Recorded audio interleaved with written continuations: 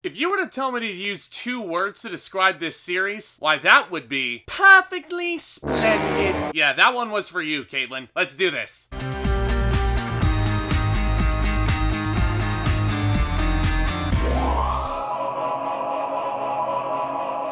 What's going on, guys? Welcome back to my channel, and welcome back to yet another installment of TV Thoughts. Today, we're looking at the second installment in the Haunting Anthology, The Haunting of Bly Manor, once again created by the brilliant mind of Mike Flanagan. Yeah, sorry this video's so late, guys. I mean, what can I say? We've all got busy lives. But, better late than never. I finally got a chance to sit through this whole series, and oh my goodness, if Hill House was any indication, Bly Manor is probably gonna be f***ing bananas. This installment is set in 1980s England. After an aristocratic pair's tragic death, Henry Wingrave, played by Henry Thomas, hires a young American nanny, played by Victoria Pedretti, to care for his orphaned niece and nephew. And they reside at Bly Manor with the estate's chef Owen, groundskeeper Jamie, and housekeeper Mrs. Hannah Gross. But all is not as it seems at the manor, as centuries of dark secrets of love and loss are waiting to be unearthed in this chilling gothic romance. The series makes it a point that at Bly Manor, dead doesn't truly mean gone. Holy shit, guys, there's a lot to unpack with Bly Manor. And I'm gonna attempt to do this video without any spoilers whatsoever, because I need y'all to see this series right now. First things first, wow, Mike Flanagan, you've done it again, my brilliant friend. I mean, he's my favorite director working in the horror genre for many reasons. And long story short, Bly Manor is yet another reason to add onto that growing list of reasons why I love this guy. I had a blast watching Bly Manor. I was really invested in the story, and surprisingly enough, yeah, I was really invested in this romance stuff. Yeah, I'm shocked too. Usually if I see a big romance and a big horror project like this, it usually turns out really cheesy and just overall blah.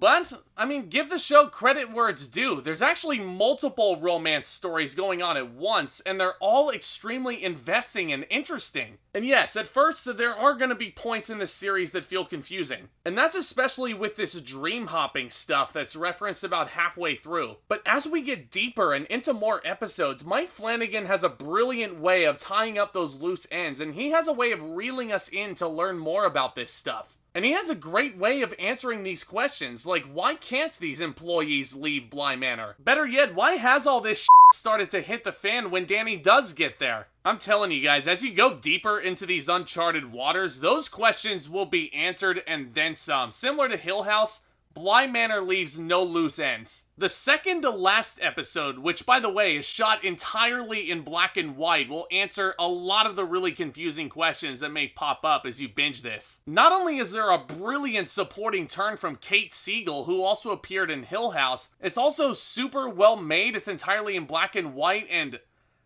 by the end of that episode, my jaw was just on the floor. Again, I'm shocked I'm saying this, because usually if it's a big gigantic flashback episode, my brain is just, okay, this is a flashback, it's turned off now. But no, I was extremely invested in that story, and I was really curious to see where it was gonna go. And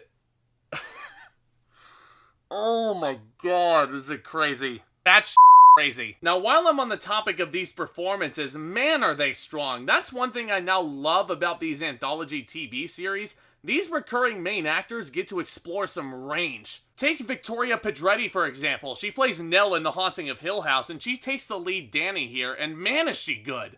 I especially love the romance between her character Danny and the gardener Jamie, played by Amelia Eve. And Jamie was actually my favorite character in this whole series. She was so funny. A lot of great comedic one-liners sprinkled throughout this. And that's the thing about this series, guys. In addition to all the scary stuff, which I'll talk about in a minute, this series just tugs at your heartstrings. Because yes, at its core, Bly Manor is a romance. Now about the scary stuff. Mike Flanagan clearly has a grasp on how to scare his audiences, guys. All these jump scares feel so warranted here. It's not just a big gigantic jolt of music that feels extremely predictable. No, these jump scares pop straight the f out of nowhere. There are things that will walk around in the frame in the background as the scene is going on, but no big jolt of music as you see it. The characters don't know it's there, but we as the audience sure as hell do. It's that traditional idea of dramatic irony, the bomb under the tea table. And Flanagan, I think, has a fantastic way of using dramatic irony as a way to scare his audiences. And there were lots of moments throughout Bly Manor that really just had me on edge. Oliver Jackson-Cohen, who also appears in Hill House, plays a valet named Peter Quint here. And he's great, but do you remember how I told you guys that these actors get to show range in this anthology series? And you probably remember if you watched Hill House how much you felt sorry for Luke and how much you wanted to see him get over the hump. Yeah, you really don't feel that way for Peter Quint. This guy's an asshole, man. Like, a downright f***ing jerk. Cohen pulls it off really well, though. I think if you love these actors, but you just hate the characters they're portraying, and the actors do it in such a way to make you hate them, I think that's when you know they're doing it right. And Cohen has a great grasp of this character. There were some brilliant child performances in this series also. Miles and Flora are the name of these kids, and yes, this is where the perfectly splendid line comes into play. Flora may be the most GIF-worthy character by the end of 2020 with that line at this pace. How about Tania Miller as Hannah Gross, the housekeeper? Freaking steals the show, man. She was so stupendous here. So many incredible moments with her character. There's one episode with her at the center of it that is absolutely bonkers. But again, as I mentioned, Flanagan has a way with hooking his audience in. That way, he makes sure the audience gets the answers to the questions I'm sure they have for him. Like, why does Hannah Gross do all the things she does? And why can't she eat anything? Miller pulls off all those beats tremendously and then some. I mean, all this acting. Henry Thomas from Hill House is in here as well. He's great as per, and he gets to play with an accent in this one, much like Oliver Jackson-Cohen, which I will admit, it threw me for a bit of a loop once I noticed that these voices were coming out of these... it was weird. I mean, especially after watching Hill House, I mean, just hearing those voices come out of those people, it was just so...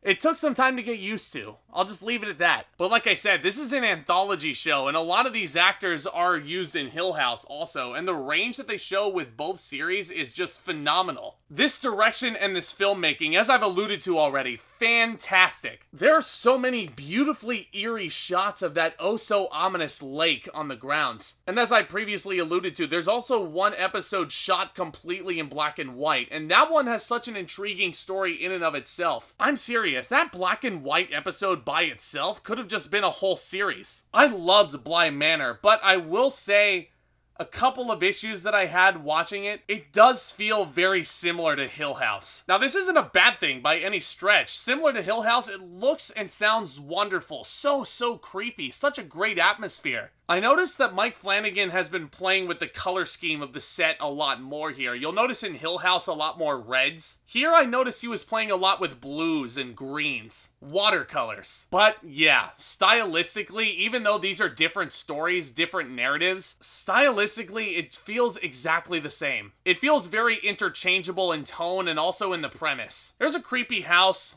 ghosts haunt them, there's a family... You guys probably know the drill. And the romance stuff, even though I enjoyed watching it and how invested I was in it especially, the romantic stuff kind of made this not as creepy as Hill House was. Now, Hill House to me was unsettling and scary the whole way through. From episode 1 all the way up to the finale, Hill House was just...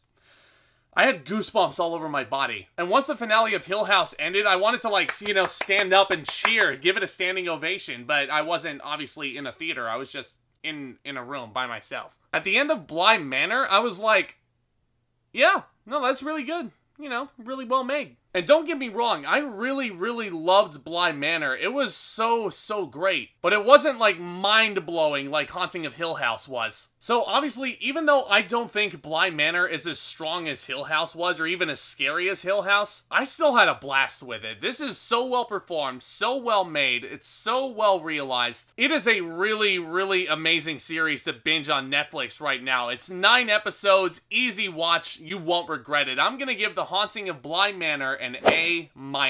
Also, just saying, if Mike Flanagan wants to make more installments into this anthology, just saying, I'm there. And please, this is just a request from me, but if you're gonna make more, please give Greg Sestero more than a cameo. I'm telling you guys, Mark deserves the world. But have you guys seen The Haunting of Bly Manor? Do you enjoy it? Do you not? Which one was your favorite episode of the series? I would love to hear all of your thoughts down in the comment section below, and I would love to discuss them with you guys further. And if you guys are enjoying my content so far and you guys are looking forward to what else I'm going to be reviewing coming up, especially this month, please consider hitting that subscribe button as hard as you possibly can on your way out. That way you guys can be the first ones to know whenever any one of my new videos hits the channel. And if you guys enjoyed the review, please be sure to leave a big fat thumbs up on it on your way out. I'd really appreciate that. And as always, look out for more fun content hitting this channel very, very soon, including my next 2 installments hitting the Halloween playlist this weekend. And last but not least, guys, thank you all so much for clicking on the video. Thank you for tuning in.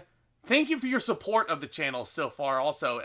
I'm humbled. It really means the world to me to be able to do this. With all that being said, back talk, commence!